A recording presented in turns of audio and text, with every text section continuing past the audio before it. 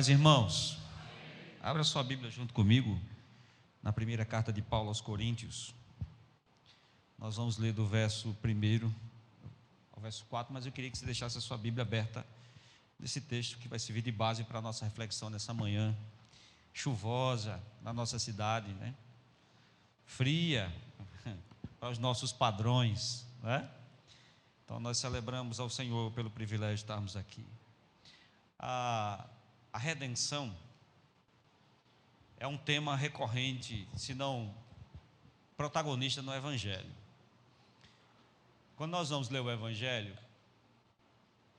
mais cuidadosamente, nós vamos ver a redenção, o plano da redenção estipulado pelo Senhor antes da fundação do mundo.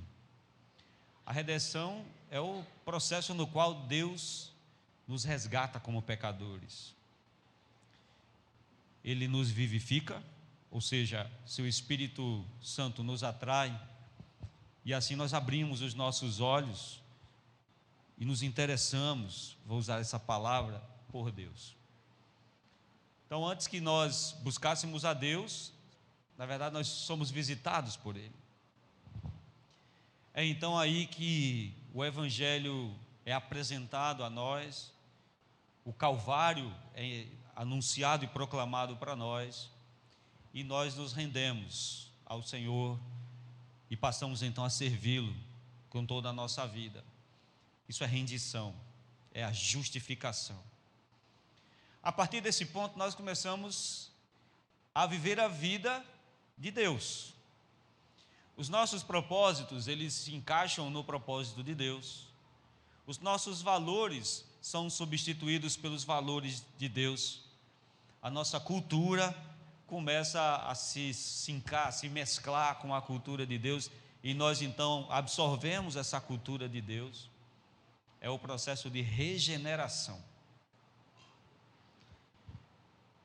A última etapa da redenção, o último ponto da redenção, é a ressurreição, ou glorificação.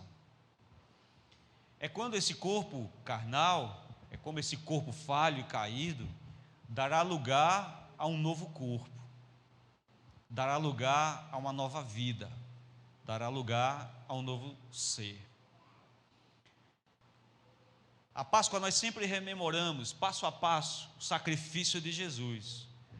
Mas o sacrifício de Jesus, ele se tornou completo, como numa manhã dessas que nós estamos hoje. A pedra foi revolvida e Jesus venceu a morte. E falou com seus discípulos, tal qual eu falo com você agora.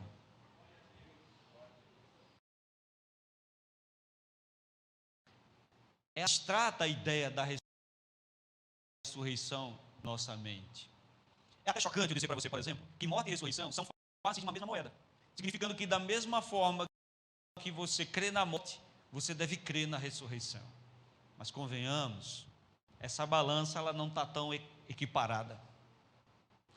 Porque diferente da ressurreição, nós nos deparamos com a morte cotidianamente. Graças a Deus, não no nosso seio de amizade ou família, mas sabemos que todos os dias pessoas morrem. E quando nós nos deparamos com a morte próxima a nós, no velório de uma pessoa querida ou de um amigo, nós vemos ali, olhe para cá, a mão sobrenatural de Deus rompendo a naturalidade. A morte é algo sobrenatural. Dizem que nós não nos acostumamos com a morte, porque nós não fomos criados para morrer.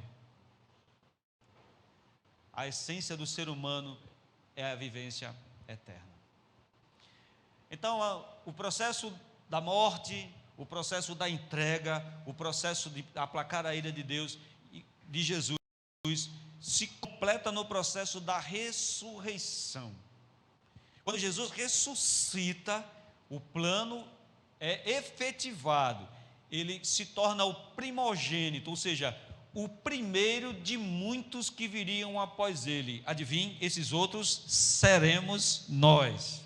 Os que morreram antes dele, somente na esperança da ressurreição, ressuscitarão junto com ele. Então, olhe para cá, a ressurreição, ela é o fechamento, ela tem uma base essencial na nossa fé. Sem ressurreição, não existe fé. Por isso que o texto que nós vamos ler é um grito apostólico de Paulo à igreja de Corinto. É um grito da importância de se crer visceralmente a respeito da ressurreição.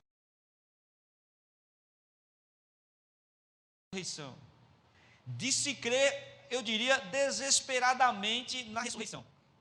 Porque sem ressurreição, a nossa fé é tudo, menos algo que nos dê fortaleza e consciência no dia da crise, no dia da angústia, no dia mau. Se você me entende, diga amém. 1 Coríntios 15, versículo 1. Irmãos, venho lembrar-lhes o evangelho que anunciei a vocês, o qual vocês receberam e no qual vocês continuam firmes. Por meio dele, vocês são salvos, se retiverem a palavra, assim tal como eu preguei a vocês, a menos que vocês tenham crido em vão. Antes de tudo, entreguei a vocês o que também recebi, que Jesus morreu pelos nossos pecados, segundo as Escrituras, que foi sepultado e ressuscitou ao terceiro dia, segundo as Escrituras, e apareceu a Cefas e depois aos 12. Depois foi visto por mais de 500 irmãos de uma só vez, dos quais a maioria vive ainda hoje, porém alguns já dormem. Depois foi visto por Tiago e mais tarde por todos os apóstolos. Por último, depois de todos, foi visto também por mim, como por nascido fora de tempo. Deixa a Bíblia aberta nesse texto. A igreja de Corinto era uma igreja grega, e era uma igreja arraigada desde o seu fundamento no Evangelho de Cristo, do apóstolo Paulo, mas de uma carga cultural muito forte. Os gregos ficaram conhecidos pela filosofia, pelos debates públicos, pelo culto à sabedoria, e por ser a casa de grandes filósofos. Então, comumente, os debates filosóficos, eles eram travados entre os gregos, era cultural.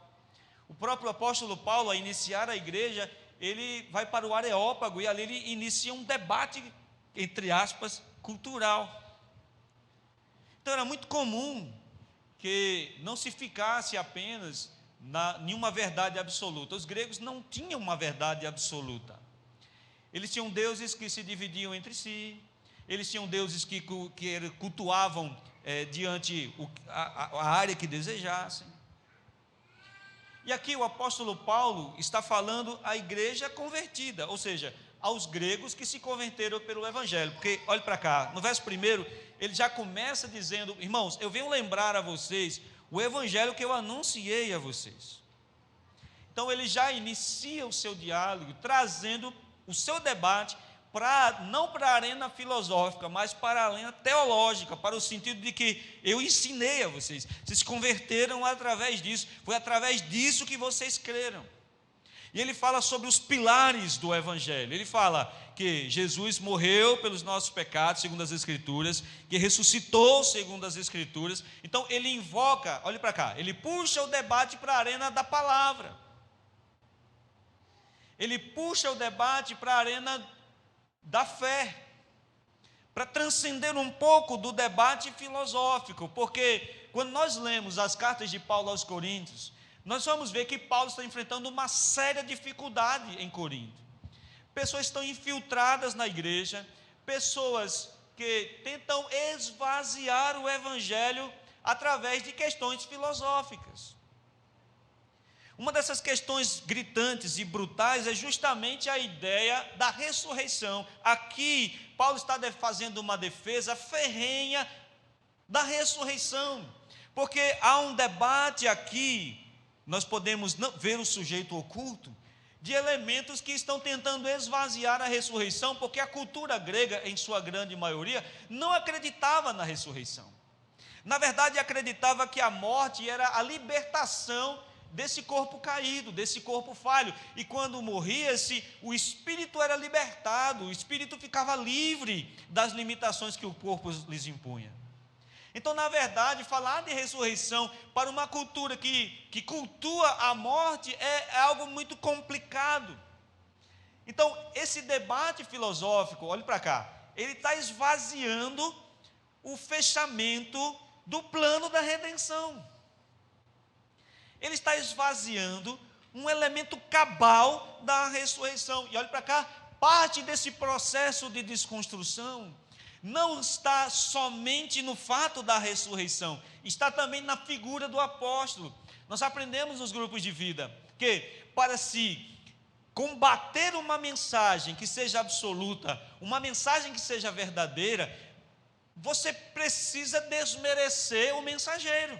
Ou seja, se eu não quero que a pessoa ouça alguém, antes de ir para o debate com aquela pessoa, eu desmereço a figura daquela pessoa, porque quando aquela figura é desmerecida, nada do que ele falar vai ter poder e vai ter força ou relevância nas suas escolhas. Por isso que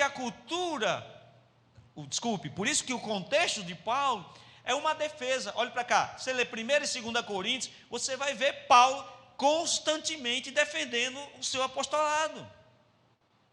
Ele está dizendo aqui que Jesus apareceu para todos, para 500, ele diz, apareceu para mim também. Se você, depois você lê em casa a continuidade do capítulo, e você vai ver que ele faz uma defesa dele mesmo, porque esses elementos estavam desmerecendo Paulo, dizendo que Paulo não era discípulo porque não andou com Jesus, diz que Paulo não era discípulo porque perseguiu a igreja, diz que Paulo não era discípulo porque não tinha as credenciais apostólicas. Então, 1 e 2 Coríntios, Paulo vai constantemente mostrando as suas credenciais apostólicas, porque na verdade é um trabalho do inimigo para esvaziar a fé dos coríntios. Quem está me entendendo aí diz amém. Eles creram e retrocederam. O mais assustador é isso. Eles creram na apresentação do Evangelho, eles creram em todos os pilares do Evangelho, mas agora, diante de certas questões filosóficas e humanas, eles começam a esvaziar esse discurso, eles começam a relativizar o que nós conhecemos hoje como teologia, a teologia liberal, que é a explicação científica de ações sobrenaturais. Quem está me entendendo aí diz amém. Jesus ressuscitou. Bem, não foi bem assim, ele não tinha morrido completamente. Não foi bem assim.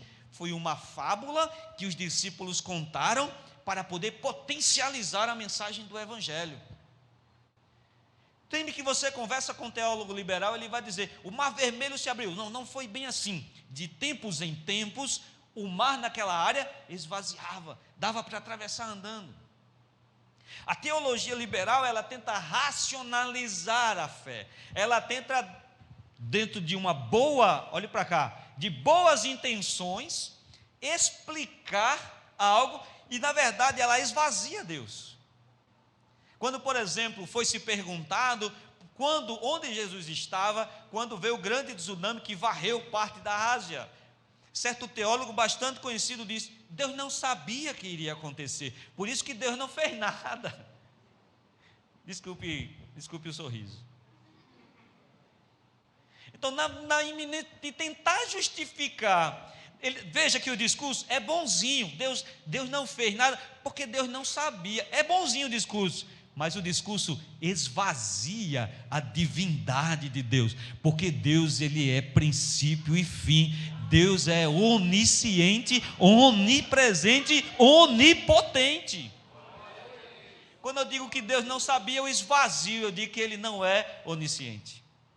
Então, aqui Paulo separa um grande trecho na sua carta para falar sobre a ressurreição, para falar sobre por que Jesus ressuscitou, para explicar o processo da ressurreição. Porque, olhe para cá, estavam desmerecendo, estavam dizendo a Paulo: como é que pode morrer e depois que morre, o corpo se decompõe? Como é que pode essa pessoa ressuscitar? Algumas pessoas perguntam hoje: e quando alguém é cremado, e como é que vai fazer? Como é que essas cinzas vão se juntar? E a pessoa que passou muitos anos, depois que morreu, 20, 30 anos, você vai lá, não tem mais nada, como é que essas pessoas vão ressuscitar? Esse debate já acontecia naquela época.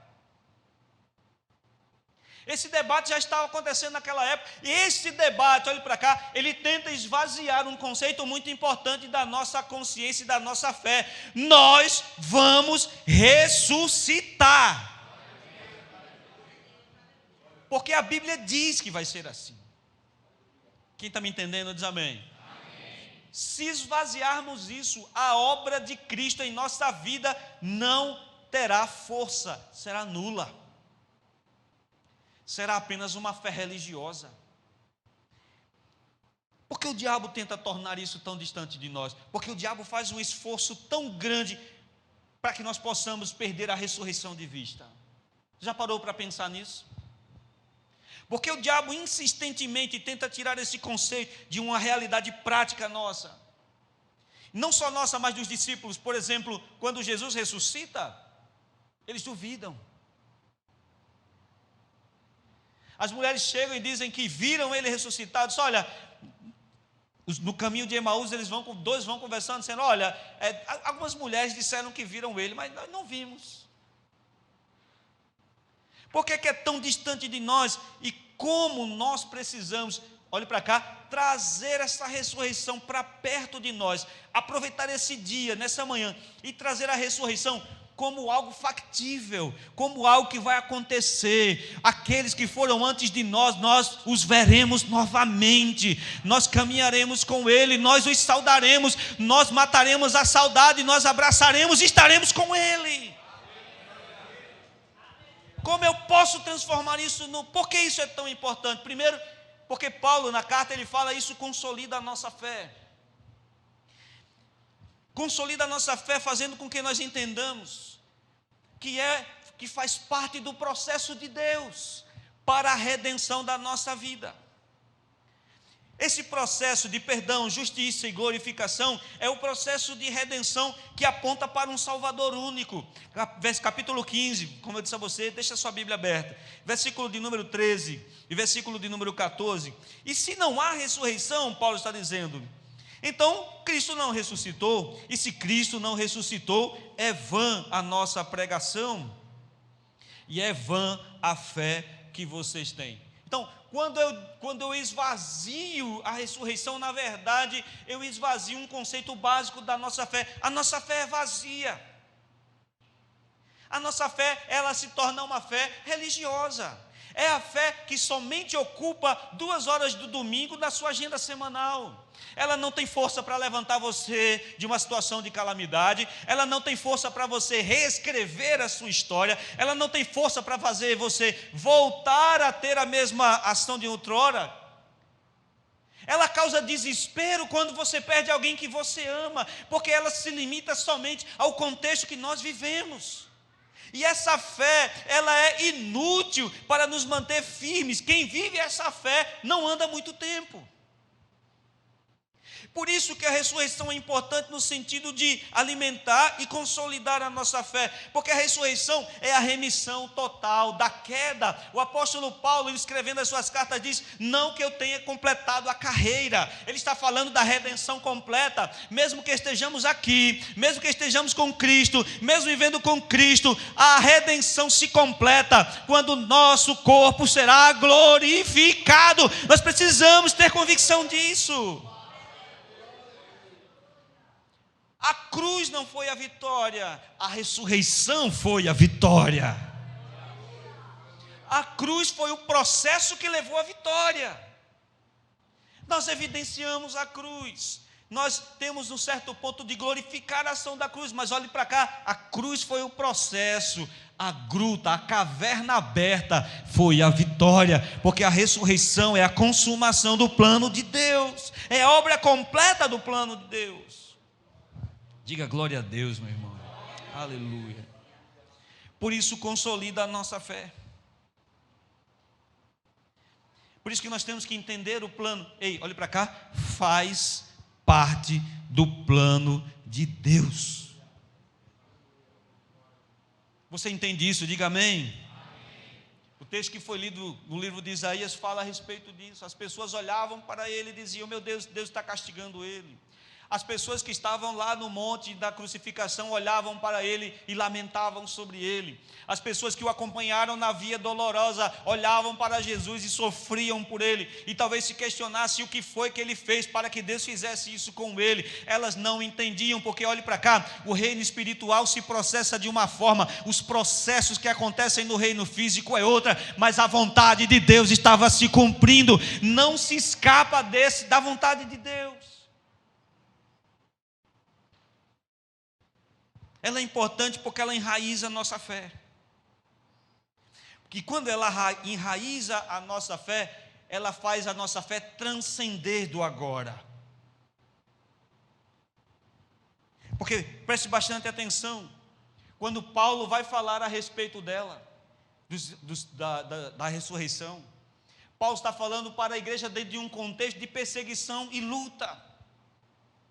Quando você vai para o livro de Apocalipse, olhe para cá, o Apocalipse está escrito dentro de um texto de perseguição e luta.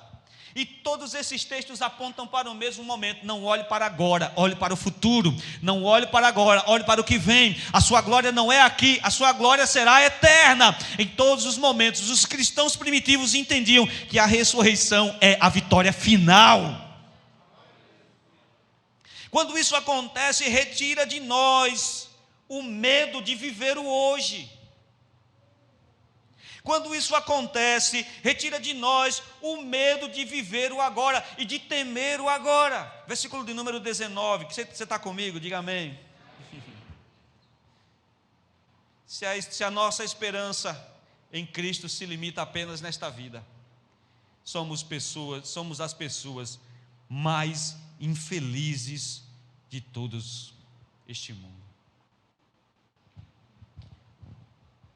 Pare um pouco e olhe para cá. João capítulo 14, do verso 1 em diante. Jesus está falando aos seus discípulos, depois de passar por toda a parte da ceia, olhe para cá, desconstruindo a imagem que os discípulos tinham a respeito da missão. Eles achavam que Jesus seria o Messias, que Jesus seria o guerreiro igual a Davi, e seria o rei que governaria, mas Jesus vai lá e lava os pés dos seus discípulos. Já falamos sobre isso aqui na igreja. Eles acham que Jesus vai liderar um exército, mas Jesus diz que morrerá naquele dia. As perspectivas dos discípulos, elas vão se desmanchando uma por uma, porque a fé dos discípulos era uma fé imediatista, é uma fé para esse mundo, é uma fé para agora. Quando as coisas descorrem da forma que nós não cremos, ou quando as coisas fogem do controle que nós imaginamos, a nossa fé começa a ser corrompida, porque, olhe para cá, a maioria de nós foi ensinada a ter uma fé imediatista.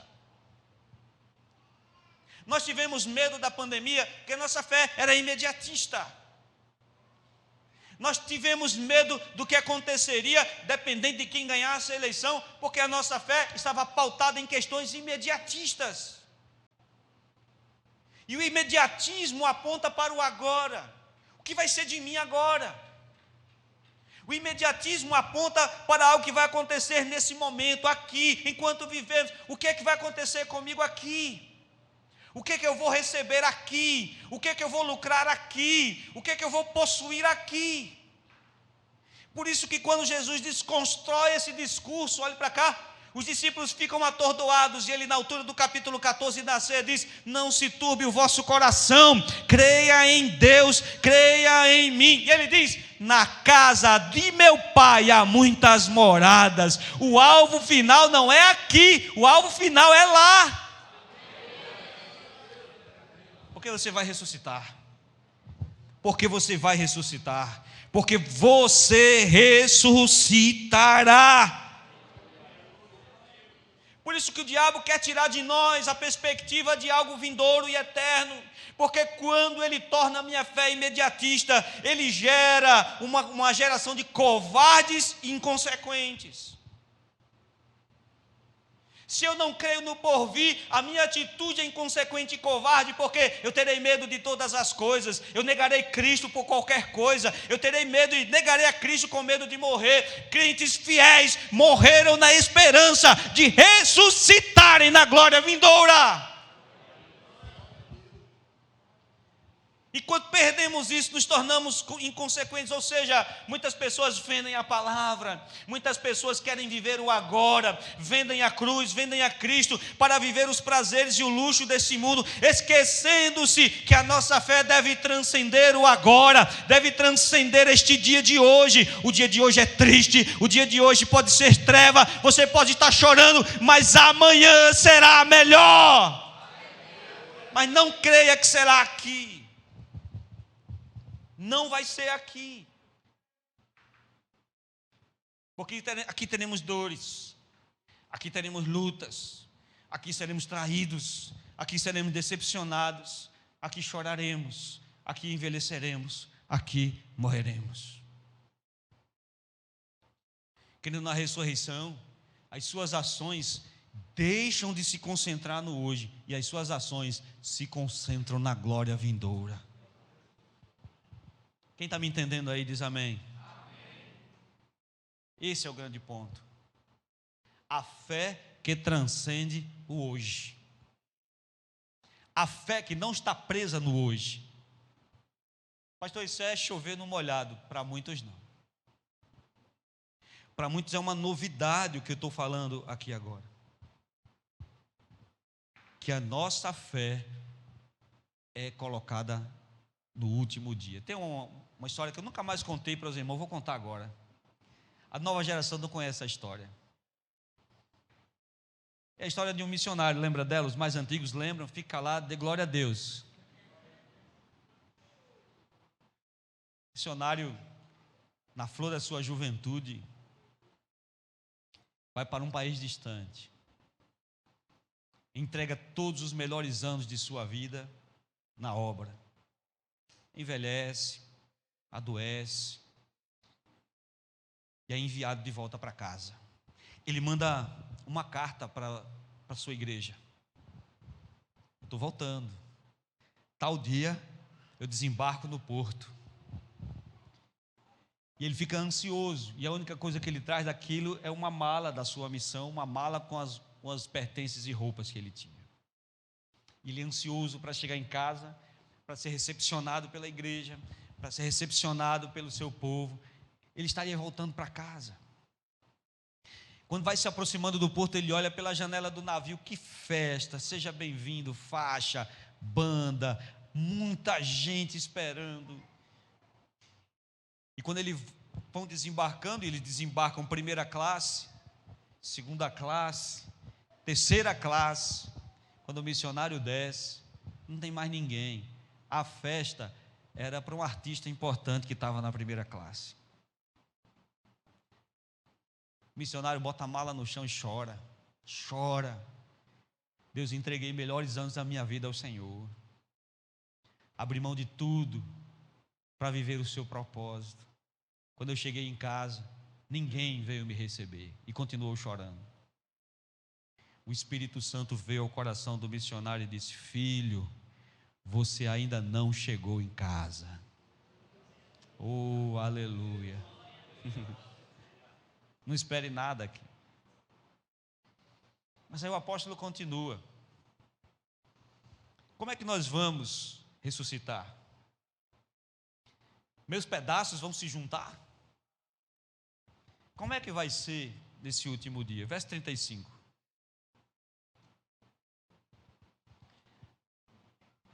Mas quem dirá? Como os mortos ressuscitam? Em que corpo virão? Insensato. O que você semeia não nasce se primeiro não morrer. E quando você semeia o corpo, você não semeia o corpo que há de ser, mas o simples grão de trigo ou de qualquer outra semente. Ele explica o processo da ressurreição. Ele faz uma analogia bem simples. E olhe para cá, quando eu comecei a me debruçar sobre esse texto, tinha sérias dúvidas do processo. E me chocou o fato de logo no verso 36, o apóstolo Paulo diz assim, insensato, como diz assim, tolo. Eu disse, puxa, Senhor, eu achava que ia ser muito difícil, mas Paulo já começa a dizer assim, deixa de ser tolo, é fácil. Amém? Amém, irmão? Eu ficava, como vai ser? Puxa para lá, puxa para cá. Paulo diz, deixa de ser tolo, é fácil. E ele faz uma analogia bem simples. Ele faz a analogia de uma semente. Olhe para cá. Ele diz, quando você pega uma semente e coloca a semente no chão, enterra a semente ela precisa morrer para que a planta nasça. Quem me entende aí diz amém. Quando a semente morre, nada mais lembra a semente, porque no seu lugar surge uma planta. Quando você vai no quintal da sua casa e você vê uma planta crescida no lugar onde você colocou a semente, olhe para cá, você não vê a semente. Você vê a planta gerada da semente.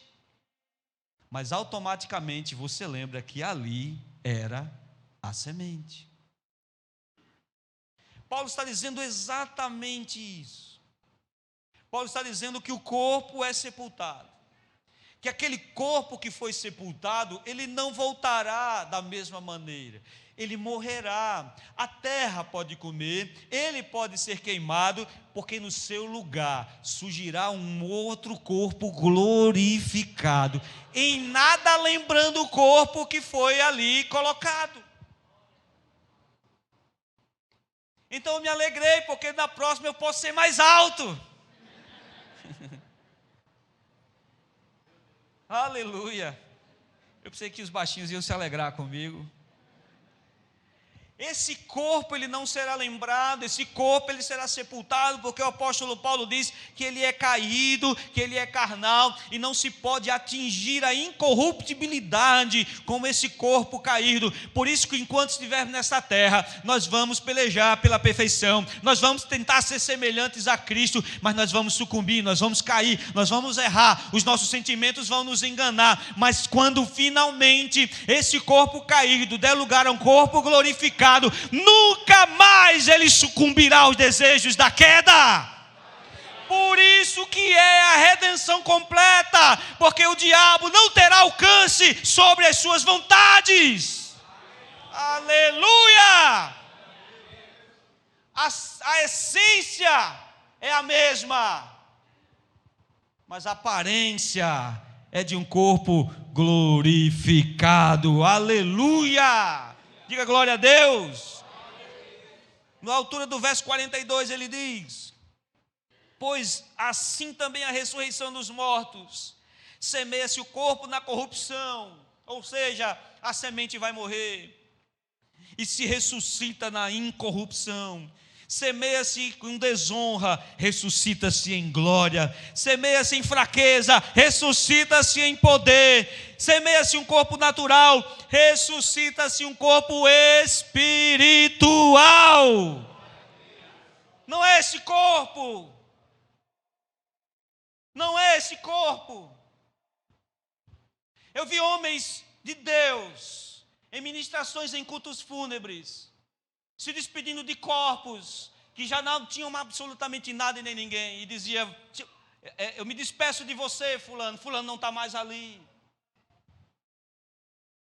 A minha irmã, com toda a sua aflição, ela sentia uma angústia, ela falava comigo de se angustiar, porque o seu filho, que tinha 15 anos quando morreu, foi colocado dentro de uma gaveta. E ela ficava angustiada ao pensar que ele estava ali dentro. Eu dizia a ela, ele não está mais lá. o seu último suspiro, Deus retirou o seu espírito para que habitasse com ele. Ele não está mais lá, porque esse corpo falível vai ficar, e em seu lugar haverá um corpo espiritual. Está na palavra. Diga glória a Deus, meu irmão. Um corpo espiritual. É o apóstolo Paulo que nos ensina isso nesta manhã. Pastor, como será esse corpo? Como esse corpo nós não entendemos, ele não entra em detalhes, ele não explica, mas ele diz uma coisa: assim como uma semente morre, em seu lugar nascerá uma planta, assim o seu corpo será sepultado, e em seu lugar dará luz a um corpo espiritual, incorruptível, semelhante ao corpo de Cristo glorificado. Por isso que ele diz: o primogênito de muitos, porque uma vez ressuscitado, seremos semelhantes a ele. Aleluia, tem um corpo glorificado no céu nesse momento, tem um corpo espiritual glorificado no céu nesse momento, aleluia. Ele abriu a porta para que pudéssemos subir daqui a pouco, e daqui a pouco subiremos e nos reuniremos, e aí não mais esse corpo terá ação sobre seu pensamento e consciência. Era isso que eles queriam, era isso que os antigos queriam e confiavam. Por isso que John Hus, um grande reformador, amarrado em uma fogueira, ao ser questionado se negaria a Cristo, quando a fogueira foi acesa, ele cantava salmos a Deus, aleluia. Por isso que tantos homens morreram nas arenas, por isso que tantos homens foram queimados, por isso que tantos foram decapitados, por isso que os discípulos preferiram morrer no martírio do que abrir mão da glória vindoura. Você pode estar muito bem hoje aí onde você está, e eu faço lembrança agora do pastor Russell Shedd, ao ser questionado sobre as dores da doença que estava afligindo seu corpo, dores terríveis que os remédios já não conseguiam mais aliviá-lo, e dizia: pastor, como é que o senhor explica isso? Como é que o senhor explica uma dor dessa para um homem que andou de um mover santo sobre a terra? Testemunhei isso, um dos homens mais santos que pisaram, que eu vi sobre essa terra. Ele disse: as dores fazem parte do processo. Deus está me desmamando deste mundo, porque as aflições desta vida não se compararão com a promessa que aguarda todo aquele que crê em Cristo. Agora você tem que crer que Ele vai ressuscitar, que nós vamos ressuscitar. A ressurreição precisa viver em nosso coração. Aleluia. Quando algumas pessoas da nossa casa se foram, e as pessoas chegavam para nós e diziam para nós assim: você tem que ir até lá no final, porque eu nunca fui para o cemitério. Por isso alguns irmãos não se escandalizem comigo, se eu não, nos cultos fúnebres eu não vou até o fim. Você tem que ir até lá ao final, senão você vai ficar com trauma. Você tem que ver até a última coisa, senão você vai se arrepender. Você tem que se despedir. Não. Eu me despedi na última vez que eu dei um abraço e um sorriso. Eu me despedi naquele até logo, naquele até breve, que eu não achei que seria a última vez. Mas um dia, esse até breve dará lugar a uma vivência eterna num corpo glorificado, onde o diabo e Satanás não terá poder sobre a nossa consciência. Eu sempre tive a consciência: aqui já foi, aqui já deu. Por isso, para encerrar, que a ressurreição ela é importante. Primeiro, porque ela consolida a nossa fé.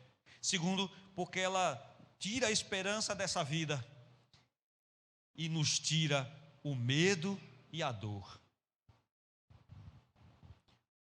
A ressurreição nos tira a dor e o medo. Porque toda despedida não é um adeus, é um até breve.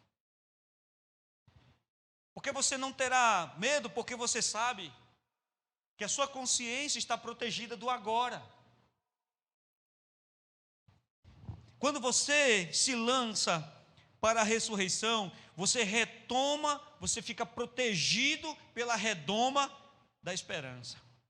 Abra sua Bíblia junto comigo, na primeira carta de Paulo aos Tessalonicenses.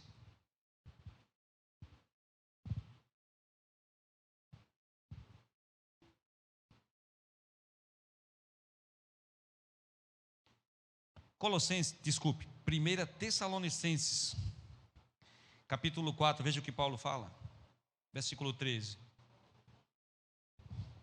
Quem está comigo aí diz amém. Irmãos, não queremos que vocês ignorem a verdade a respeito dos que dormem, para que não fiquem tristes com os demais que não têm esperança. Pois se cremos que Jesus morreu e ressuscitou, assim também Deus, mediante Jesus, trará na companhia dele todos aqueles que dormem. Verso 18: portanto, consolem uns aos outros com essas palavras. Oh, aleluia, aleluia. Tira a dor, tira o medo.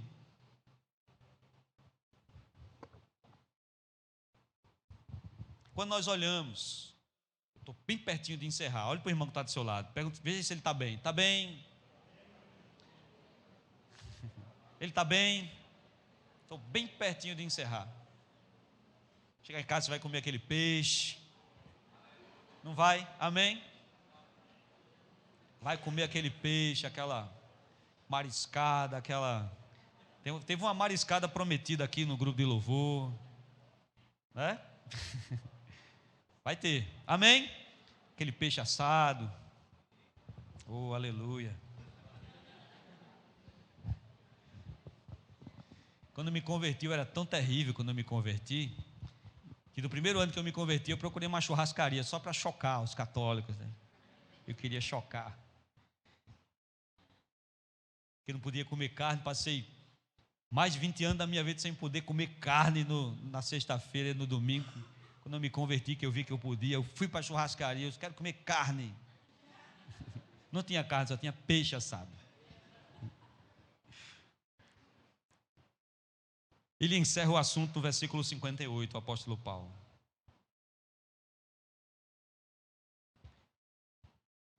Ora, olhe para cá. Se a morte não é o fim, se a ressurreição é um fato, se a despedida da morte é um até breve, então não tenho que ter medo. Eu preciso ter medo? Verso 58, veja o que Paulo diz. Capítulo 15, verso 58. Portanto, meus amados irmãos, sejam firmes, inabaláveis e sempre abundantes na obra do Senhor, sabendo que no Senhor o trabalho de vocês não é vão. Aleluia.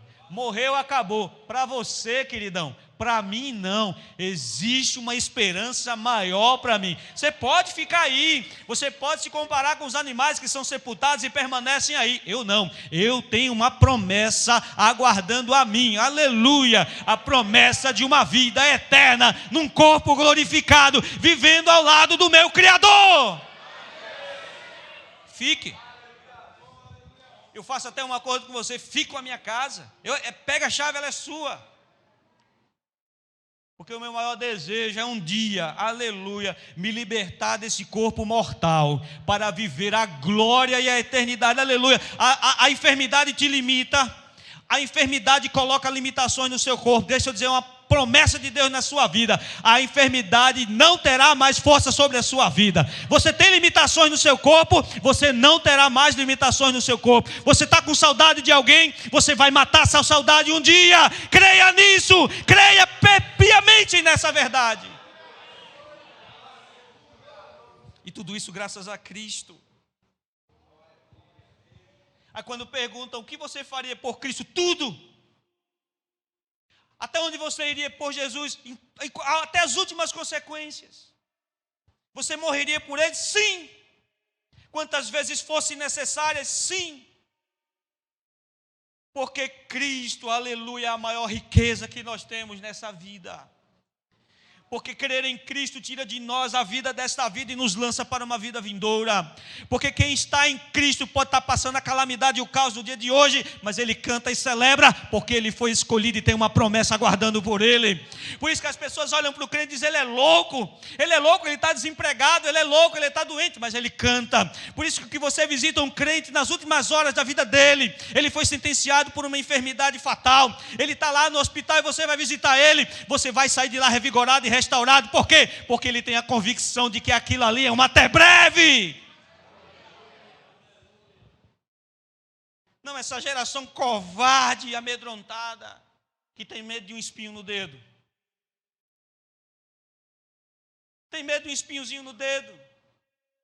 Tem medo do gritozinho de Golias. Não seja seduzido por esse discurso de que Cristo vai lhe dar agora tudo que você merece, que você precisa. Porque no versículo 2 Paulo diz: por meio deste evangelho vocês foram salvos da ira vindoura. E aí vem o último ponto da ressurreição. Eu já quero convidar os meus ministros do louvor. Hoje, ou esses dias, se você tiver a oportunidade de driblar o coelho e ver Jesus, a imagem que vão passar de você é de um sujeito franzino, sofrido, castigado, sem força. Sim, é verdade. Quando ele veio como um cordeiro, que não abriu a sua boca diante dos seus tosqueadores. Quando se iam tosquear uma ovelha, olhe para cá, se tirava toda a sua lã numa época de frio, e a ovelha não fazia um som, ficava quieta. O seu algoz tirava ali toda a sua proteção, e a ovelha calada. É a figura do profeta, diz: como uma ovelha não abriu a sua boca. É o cordeiro que João disse: eis aí o cordeiro de Deus, que tira o pecado do mundo. Mas a ressurreição transformou o nosso Jesus. Apocalipse capítulo 4, capítulo 5 diz que o cordeiro sobe e Deus entrega a ele o cetro para julgar as nações. O cordeiro virou leão.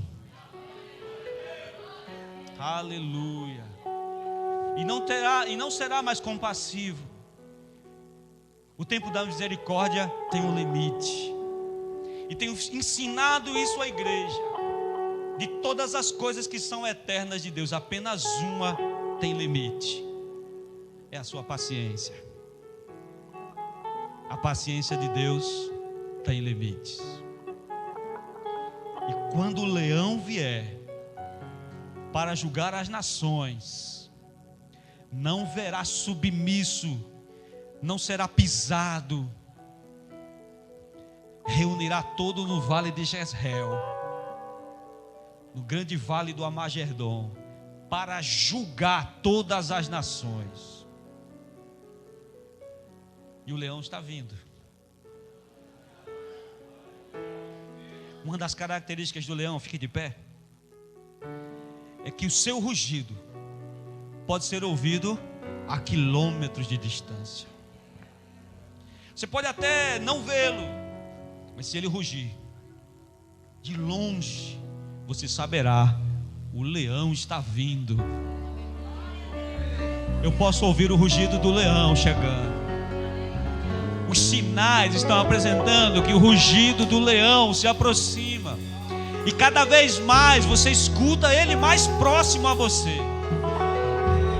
Então não há tempo de ir carregar as lamparinas. Não há tempo de ir ali e voltar. Porque outra característica do leão é a sua velocidade. Quando você menos imaginar, o seu rugido estará do seu lado. Nós vamos louvar ao Senhor com esse hino, mas nós não vamos cantar simplesmente. Nós vamos usar toda a força do nosso fôlego. Fique rouco, pode ficar, não tem problema. Fique rouco para a glória de Deus.